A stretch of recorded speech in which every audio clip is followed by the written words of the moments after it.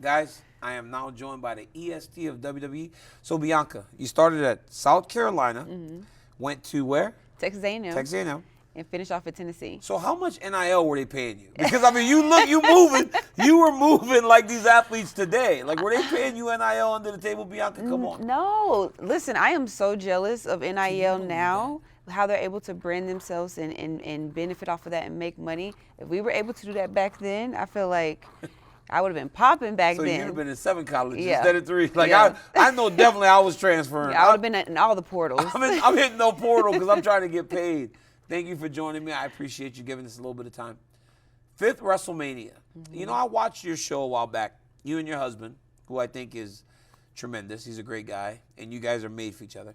You were talking about him getting on the card, right? It was like, God, I want him on so bad. And you were like ready to make your WrestleMania debut, I believe. And 5 now. Yeah. How do they vary? How are they different from WrestleMania 1 to WrestleMania 5? It's so crazy because people ask, they say, like, do you ever get used to it? And you don't. You don't. Like, WrestleMania is our Super Bowl. So imagine that you want to get to the Super Bowl every single year. You want to be on the card. You want to be one of the faces that's representing our division. So I never get tired of it. It never gets old. You never stop getting nervous. Everyone stands out from itself. My very first one was main eventing WrestleMania. So I was a rookie and I was already main eventing. So it's like, where do you go from there? But the next year, it's just like, it's a different story. It's a different feud. So the next year I'm with Becky Lynch and I'm coming off of where she beat me in 26 seconds. I'm trying to get a redemption story. And the next year I'm trying to hold on to my title. And then the next year I'm doing something amazing with the Big Three with Naomi and Jay. So and each year is something different. Each year is a different goal. And this year is even bigger because it's in Vegas and it's huge. And last year was 40 and it was record breaking. And this year we're going to break even more records. It was freezing. So last time it was freezing in Philadelphia. It was cold. I'm so happy I didn't go. So I went in Los Angeles and I watched you and the entrance, right? The entrance, the music gets people going, all those kids dancing, singing for you. Do you enjoy that part of the process? Like tonight, I can't wait. I can't wait until I see what you do on the walkout. But like, do you enjoy that part of the process? I do. That's a huge part of it. That's what's amazing about WWE. That's what's amazing about WrestleMania. It's not just about the moves and the matches. It's the greatest storylines. It's the gear. Like when we walk down that ramp, that's a fashion show. Like you're not just coming to WrestleMania and getting wrestling matches. You're getting a fashion show. You're getting a concert with the performances. We have celebrities that come out and sing and rap people's entrance music. I've had an HBCU band. I had the Divas of Compton come out and dance. And they showed out.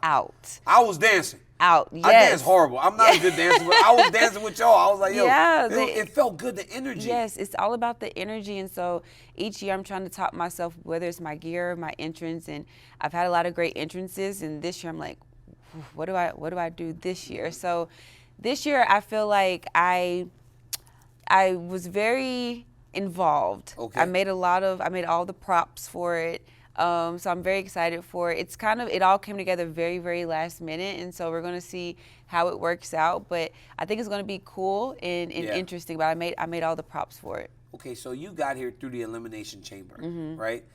Royal Rumble is a way to earn a championship opportunity. You got here through the Chamber. How fun was that, right? To do it in a different way, to work your way back to another WrestleMania feature match. Yeah, I mean, Royal Rumble is a jump start to the road to WrestleMania. So to win the Royal Rumble and beat 29 other women and guarantee your spot to WrestleMania, that's one way to get there. And the next way, guaranteed way, is Elimination Chamber. And it's fun.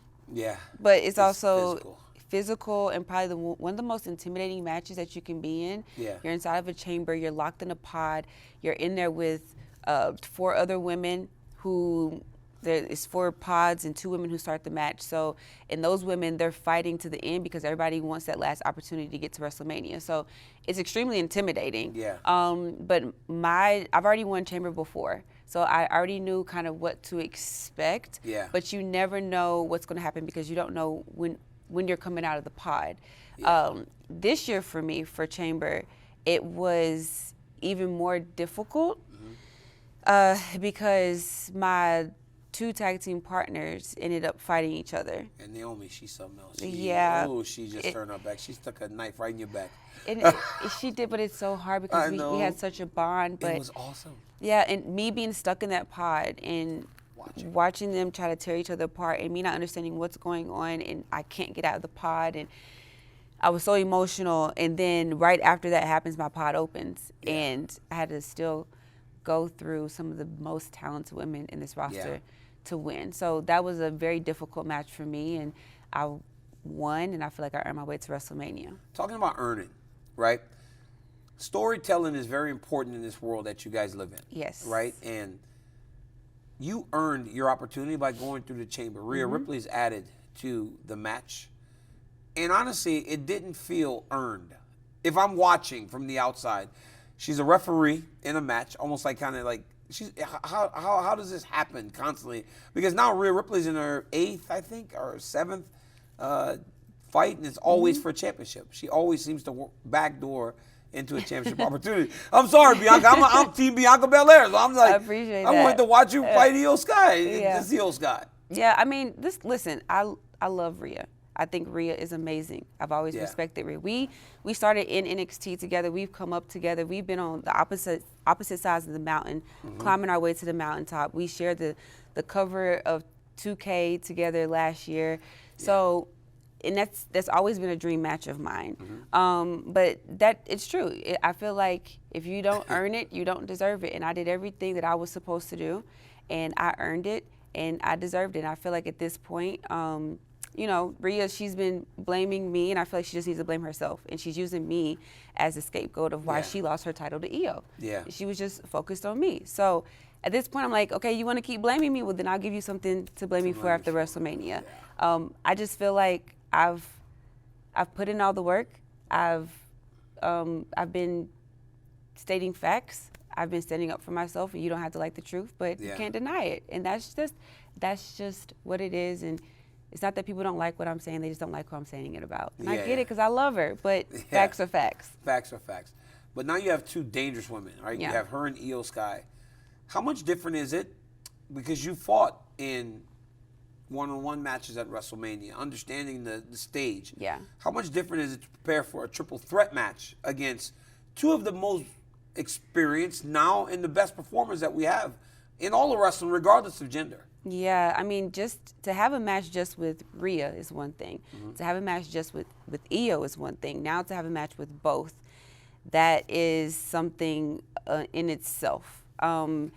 It's even harder to win a triple threat because the likelihood of you winning, the percentage of it goes down. And it's more difficult, I feel like, when it's just a singles match. It's just you and your competitor in the ring. You only have to worry about them. You can study them. You can know what's to come. When you have two other women in the matches, you have to have eyes in the back of your head, the front of your head. Io, she's amazing. She's a high flyer. So Rhea and I, we're more ground-based and more powerful. Io might catch us and come off with a drop kick and with a moonsault. And then Rhea might come with the big boot, and I might get picked up and slammed. Like, it's going to be so much that's going to be going on, but I feel like at this point I'm the EST, and so I have to be the strongest, the toughest, the roughest, the quickest, the greatest, the best in order to win this match. You're like so strong, so to get picked up by like a Rhea Ripley, Jade Cargill, like it's so that's why weird I love for it. me. Yeah, right. It's so weird. I'm not used to it. Like when I get picked up, I'm like, whoa. And I feel like when I pick Rhea up, she feels the same way. Yeah, you guys are so strong. Yeah, and I feel like I'm a little bit of a hybrid. Like, Io is the crazy high flyer. She's a genius of the sky. Io can do anything. Rhea is amazing. She's strong. She's powerful. She's brutal. I'm kind of this hybrid where I'm powerful, but I can kind of come from the sky a little bit. Yeah, but you think that is attributed to your amateur background, like in sports and athletics, right? Yes. They call track and field athletics, right? You think that's what allows you to be the athlete that you are in there today? Because, man, the level of competitor and performer, especially on the women's side today, opposed to what it was in the past, it's like nothing I've ever seen before. Definitely. I feel like being an athlete has really contributed to my success here. My base work and my foundation was gymnastics, tumbling, and track and field. I started gymnastics and tumbling and track when I was 5 years old. And so I've been able to use all of that and carry that over into wrestling, whether that's the agility and the speed and the power from track and field, or the agility and the flexibility and the coordination from gymnastics and tumbling. And I feel like that's now kind of the new blueprint for wrestlers in WWE, even with the program, the NIL program, and that's happening in NXT, and how they're recruiting more athletes in college, and more athletes I feel like that have similar backgrounds to me. And now you look at NXT, our developmental program, and it's full of just collegiate athletes. And you're just seeing how this division is evolving. And when I first came in, I was one of the only women that was doing a 450, climbing to the top rope and doing these flips. Now everybody can do it in NXT. That's so scary. And it's amazing though. It is scary, but it's showing you how much the athleticism is evolving in WWE. Yeah, it's amazing to watch, and so much credit should be given to you and these women that came with you. You guys have built the program to an unbelievable level. So good luck this week, champ. Thank you so much for giving me some time. Bianca Belair challenges for the World Championship this weekend versus Io Sky and Rhea Ripley. The biggest, the baddest, the strongest. Yeah. That's my girl right there, Bianca Belair. Make sure you guys don't miss WrestleMania.